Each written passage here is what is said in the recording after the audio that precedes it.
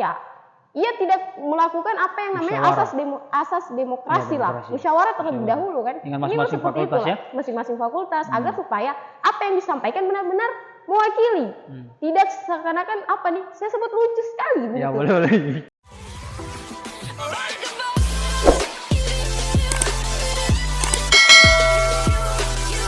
Sekarang kita berangkat ke isu sosial. Walaupun isu sosial ini memang sempat kemarin itu lewat ya kejadiannya ya.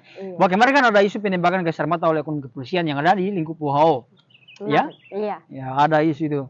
Nah, bagaimana Ningsi melihat apakah ada tanggapan yang perlu diapresiasi atau dikritisi oleh BEM WHO? Sebenarnya melihat bagaimana respon BEM WHO terhadap isu kemarin, saya sedikit mengapresiasi. Oke, ada apresiasinya guys.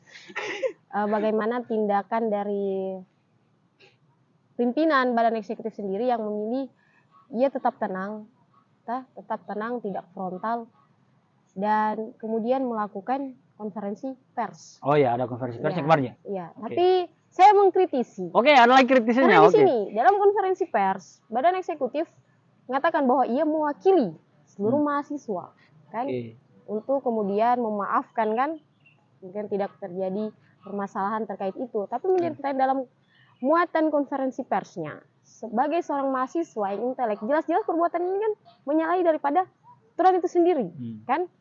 Ya seharusnya ada dasar kenapa kita perlu maafkan. Dan kenapa kita perlu bahasanya mengkritik pihak yang melakukan penembakan gas air mata tersebut. Seharusnya di situ kan tidak jelas dalam konferensinya kan. Iya. Seakan-akan entah ada angin apa tiba-tiba mengadakan konferensi pers mewakili seluruh mahasiswa, padahal ada beberapa mahasiswa yang tidak seperti itu responnya. Dibuktikan dengan pagi harinya kan banyak mahasiswa, banyak lembaga-lembaga internal yang melakukan demonstrasi. Lalu di mana diksi keterwakilannya nih? Padahal secara faktual realitasnya kata mewakili seluruh. Tetapi paginya banyak yang turun, bahkan salah satu pengurusnya sendiri ikut turun aksi. Lalu di mana keterwakilan? Di situ saya kritik. Berarti dalam hal ini badan eksekutif dalam mengambil keputusan ya ia tidak melakukan apa yang namanya asas demokrasi lah, musyawarah terlebih dahulu kan. Dengan masing-masing fakultas ya, masing-masing fakultas agar supaya apa yang disampaikan benar-benar mewakili, tidak seakan-akan apa nih, saya sebut lucu sekali. Ya boleh. Ketuanya konferensi pers mewakili seluruh mahasiswa, pagi mahasiswa turun. Di mana asas keterwakilan? Jadi saya tidak terdengarkan lah. Iya. Seakan-akan ketua BEM ini ya bisa jadi tidak terdengarkan dan bisa jadi kedua dia tidak melakukan musyawarah tadi atau asas demokrasi tadi. Nah, kemudian pada sisi yang lain juga, memang kemarin ada konferensi persnya ya. Iya, konferensi persnya bahwa jangan terpengaruh ya dan lain sebagainya. Hanya kepada sisi yang lain ada korban yang terjadi. Iya. Kemarin kan ada satu fakultas itu, kalau tidak salah teknik ya. Teknik. Yang sampai gas air mata kemarin masuk di sana itu, makanya mereka cenderung ini ya, responnya agak marah. Iya. Agak marah. Nah, berdasarkan fakta yang terjadi bahwa ada salah satu fakultas yang mendapat tembakan gas air mata, kemudian mereka menghirupnya, kemudian mengalami tidak enak itu ditembak gas air mata kasih. Iya. Tidak enak. Tapi tidak ada alternatif lain yang ditawarkan oleh BEM WHO. Tidak ada. Tidak ada sama sekali. Justru mereka hanya maafkan saja. Bagaimana cara memaafkan sementara tidak ada minta maaf? Itu juga. Ya? Melakukan konferensi pers. Dan ini isinya mewakili seluruh. Pertanyaannya, mewakili ini dari sisi mana ini? Sudah melakukan musyawarah sebelumnya atau tidak? Karena saya yakin ketika musyawarah sebelumnya dilakukan, pasti solusinya bukan konferensi pers. Karena ada, seperti yang dikatakan tadi, ada mahasiswa, ada fakultas yang dirugikan. Sampai menimbulkan respon marah kan, emosi. Seharusnya seperti itu.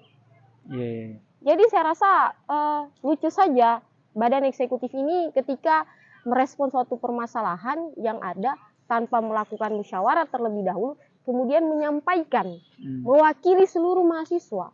Saya mau tanya asas keterwakilan di mana? Siap, nanti kita BEM yang jawab ya. Nanti kita hadirkan kita BEM. Kalau mau. Amin. Ya, kalau mau kita BEM-nya. Oke. Jadi berdasarkan konferensi pers tadi sebenarnya terkait isu sosial itu memang pro kontra ya. Ada yang jengkel dan ada mungkin yang ya apresiasi juga. Saya apresiasi bentuk dalam hal dia tenang kan?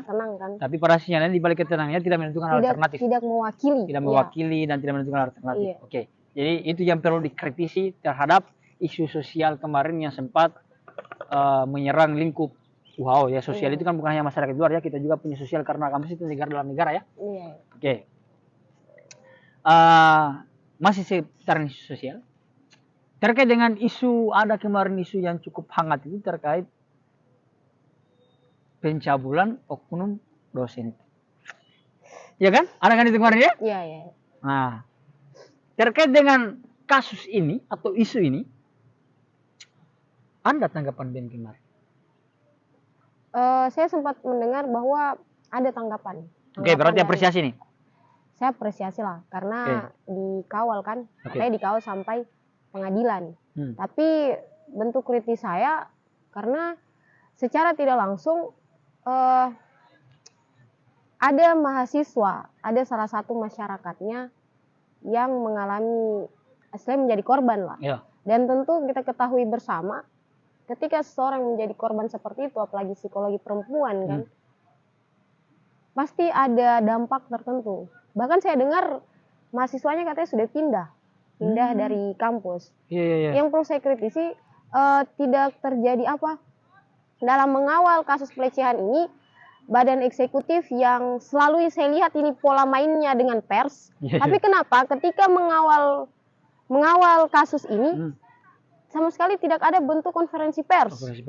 Atau memang saya tidak lihat, tapi tidak ada bentuk seharusnya kan? Bahkan konferensi pers dengan tegas mungkin menyatakan sikap, mengutuk keras dosen, atau setidaknya memastikan dosen yang berlaku demikian sudah tidak memiliki ruang di Universitas Aluleo. Tapi tidak ada kan? Saya hanya dengar katanya sudah masuk pengadilan, makanya saya anggapan saya BEM itu tidak melakukan tanggapan terkait yang kemarin karena memang tidak ada konferensi persnya. Kalau sebelumnya kan masif konferensi pers. Iya. Dan tidak ditahu sekarang bagaimana nasib dosennya. Tidak ditahu perkembangan kasusnya. Atau jangan sampai dosen ini sudah jalan-jalan lagi di kampus. Mencoba-coba lagi mungkin. Iya, barangkali kan itu bisa menjadi penguatan untuk korban kan, ketika mungkin badan eksekutif merespon kasus ini dengan mengutuk keras mungkin. Tapi saya lihat ini main-main senyap. Entah sudah ada permainan di belakang atau atau memang kita yang tidak tahu. Iya, berarti prinsipnya bahwa ya mestinya harus dikawal yang kemarin dari si korban kemudian dan si pelaku juga. Bahwa sudah bagaimana sih karena nasibnya itu yang pelaku itu tidak ditahu. Tapi ya perlu kita apresiasi bahwa dia melakukan pengawalan ya. Iya, katanya melakukan pengawalan sampai di pengadilan. Jadi ada apresiasi untuk BEM terkait dengan isu oknum dosen yang melakukan pencabulan kemarin. Selanjutnya masih terkait dengan isu-isu sosial juga. Ya sebenarnya ini persoalan darah saudara sih. Yang saudara kemarin itu September berdarah.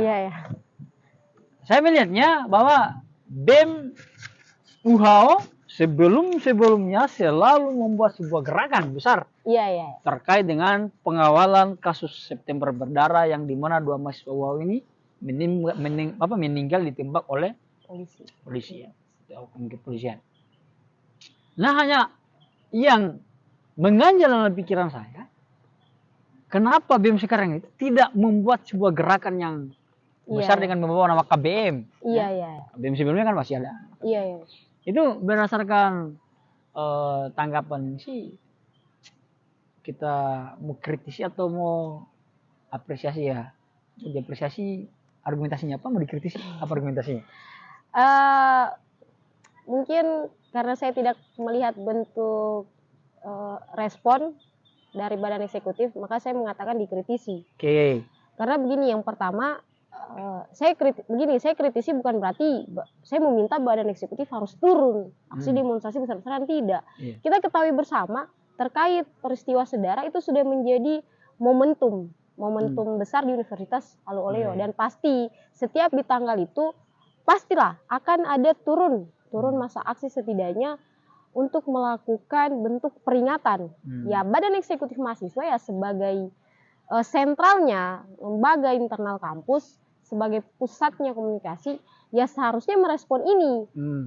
Ya anggap saja jika tidak sepakat dengan gerakan-gerakan frontal, tapi tetap harus merespon, melihat buat alternatif lain. Iya, keterwakilan. Tetapi Badan Eksekutif seakan-akan menutup mata terhadap momentum yang ada di Universitas Halu Oleo kan. Lalu kembali saya tanyakan, di mana asas keterwakilan ini dari Badan Eksekutif ini sendiri? Itu yang saya tanyakan, tidak ada. Ya minimal karena ini sudah menjadi momentum untuk seluruh mahasiswa Universitas Halu Oleo. Sebagai manusia yang berpikir, seharusnya kita sudah tahu pasti ada gerakan ini. Ya seharusnya Badan Eksekutif kemudian mengambil atau membuatkan alternatif atau berusaha merembuka kepada seluruh mahasiswa, kepada lembaga-lembaga yang ada, kira-kira gerakan apa yang mau dibangun. Menciptakan sebuah inovasi baru misalnya. Iya, jika dianggap gerakan demonstrasi terlalu frontal, ya bisa dengan gerakan lain. Karena bagaimanapun kita tidak bisa melupakan peristiwa sejarah ini kan. Tapi sayangnya sama sekali tidak ada. Sama sekali tidak ada tangkapan dari Badan Eksekutif. Itu sangat disayangkan kan. Sangat disayangkan ya. Iya. Oke. Jadi poin saudara ini BEM-UAO dikritisi ya.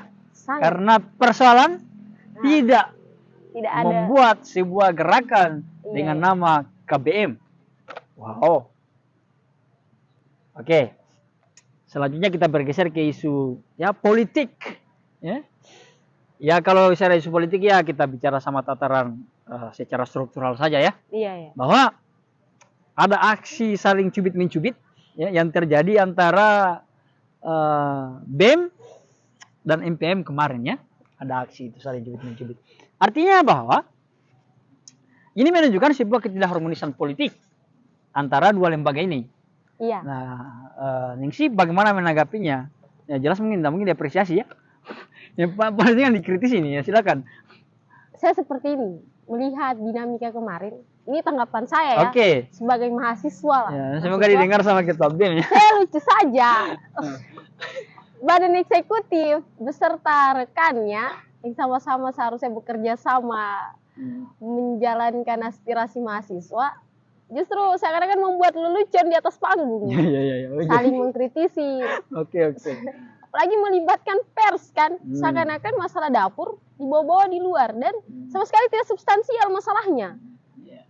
Terlalu larut akan masalah itu ya sampai permasalahan mahasiswa yang substansi tidak terhiraukan kan. Jadi lupa ya. Iya, seperti MPM sendiri kan mengkritisi Badan Eksekutif. Terlalu sibuk mengkritisi sampai lupa perannya juga sendiri kan. Itu juga. Ya, seperti itu sih. Terjadi ketidakharmonisan dan saya rasa ini sangat lucu. Sangat lucu. Sebenarnya begini. Sebagai lembaga yang sama-sama yang memiliki bahasanya sama-sama berperan di skala universitas yang memiliki tupoksi masing-masing, ya seharusnya harmonis lah. Kan? Jadi, jangan membuat lelucon di depan kami. Ya karena ada konsekuensi logisnya kan? Konsekuensi logisnya kalau tidak harmonis maka ya progres itu tidak bagus jalannya. Iya, akhirnya tidak ada yang dikerja akhirnya kan tidak ada yang dikerja sampai sekarang itu. Iya, terlalu larut. Apalagi melibatkan pers. Saya rasa lucu sekali nih Bang. Kenapa harus diperskan kan? Mungkin bisa supaya bisa dinonton oleh masyarakatnya ya bahwa di atas ini sedang bergejolak ya. Sampai tidak ada program kerja. Dan saya pernah baca visi misinya BEM-UAO itu. Kalau tidak salah di poin ketiga. Jadi poin ketiga itu dia katakan begini, bahwa misinya mereka itu menciptakan ukhuwah, harmonisasi antar lembaga kampus kalau saya tidak keliru itu. Jadi sebenarnya dia keluar dari misinya sebenarnya ini. Ini BEM-UAO yang saya baca ya, semoga tidak keliru, kita verifikasi kembali saja. Kira-kira ya gitu ya. Saya melihatnya pada aspek visi misinya toh. Visi misinya. Jadi poin Ningsi mengatakan bahwa ini sangat-sangat lucu. Lucu ya, sangat-sangat lucu. Sorry, bukan sorry. Saya ralatnya bukan tapi lucu. Iya. Terakhir mungkin karena tadi banyak kritikannya, kira-kira di luar kritikan ada nggak apresiasi yang mau disampaikan sama BEM? Sejauh ini bentuk apresiasi Saya rasa tidak ada. Tidak ada ya? Iya. Wow. Sudah berakhir masa jabatannya, belum ada apresiasi ini. Ini jika dilihat ya dari bagaimana bentuk aktualisasi program kerja yang sampai sekarang saya tidak melihat. Kemarin memang ada beberapa saya webinar program kepemimpinan, webinar beasiswa. Tapi apakah itu yang dibutuhkan oleh mahasiswa? Seperti yang dibahas sejak awal tadi kan. Saya rasa memang tidak ada bentuk apresiasi. Itu sih. Karena bahkan saya mempertanyakan eksistensinya BEM Univ ini bagaimana. Karena secara tidak langsung beberapa lingkaran sudah ada mosi tidak percaya dengan badan eksekutif mahasiswa. Saya begitu. Ya minimal sekali-sekali lah ke fakultas, duduk ngopi kan, bersamai mahasiswa. Kita bicara eksistensi kan, eksistensi dari badan eksekutif itu sendiri. Tapi itu kan tidak ada. Saya rasa tidak ada bentuk apresiasi terhadap badan eksekutif. Jadi diskusi kita pada sore hari ini, konklusinya adalah semua tema yang kita bicarakan mulai isu ekonomi, sosial, dan politik pada lingkup kampus, itu untuk BEM mendapat kritisan semua. Untuk apresiasi, zong. Ya, terima kasih. Ningsi sudah hadir di podcast saya. Podcast Impulse ini, kita berharap kita BEM bisa hadir untuk panel ya. Di diskusi selanjutnya. Iya, ini kan berdasarkan pendapat saya. Iya, artinya kan kalau datang dengan bersangkutan kan makin asik ya. Iya. Makin asik. Jadi kita bisa berdialektika. Hanya pendapat saja. Supaya kita bisa dengar juga bagaimana argumentasi dari beliau. Iya.